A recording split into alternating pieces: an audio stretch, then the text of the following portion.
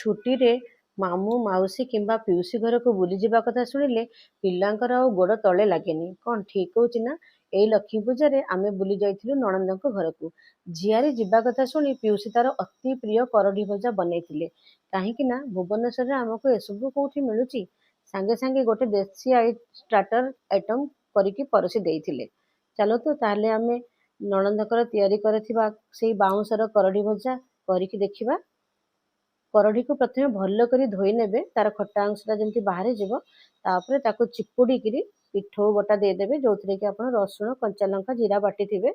ତାପରେ ସେଇଥିରେ ଆପଣ ପିଆଜ, ଧନିଆ, ଜିରା, ଲୁଣ, ହଳଦୀ ସବୁ ଗୋଳେଇକିରି ତାକୁ ପୁରାପୁରି ବେସର ଟିକେ ଭଲକି ଦେବେ। ଯଦି ପାଣିଆ ଥିବ ଟିକେ ଅଧିକା ଦେବେ। ତାପରେ ତାକୁ ତାୱାକୁ ଭଲକି ତତେଇକିରି ସୋରିଷ ତେଲ ନେଇଯିବେ। ସୋରିଷ ତେଲ ନେଇଗଲା ପରେ ତାକୁ ପତଳା ପତଳା କରିକି ଚାପିକିରି ତାୱା ଉପରେ ଗୋଲ ଗୋଲ କରିକି ଦେଇଦେବେ। ଆଉ ତାକୁ ଗୋଟେ ଥରଟେ ପାଇଁ ଢାଙ୍କୁଡ଼ି ଦେବେ। ଢାଙ୍କୁଡ଼ି ଦେଇକି ଯେତେବେଳେ ଢାଙ୍କୁଡ଼ା କାଢ଼ିବେ, ଦେଖନ୍ତୁ କି ସୁନ୍ଦର ଭାବରେ ଲେଉଟି ଯାଉଛି ଆଉ କି ସୁନ୍ଦର ହେଇଛି। ଆଉ ଟିକେ ଯେତେବେଳେ ତେଲ ଦେଇକି ଭାଜିଦେବା ନା, ଦେଖିବେ ଆହୁରି ବଢ଼ିଆ ଲାଲ ଲାଲ ହେଇଯିବ, ଆହୁରି କ୍ରିସ୍ପି ହେଇଯିବ। ଯେହେତୁ ଚାଉଳ ବଟା ପଡ଼ିଛି।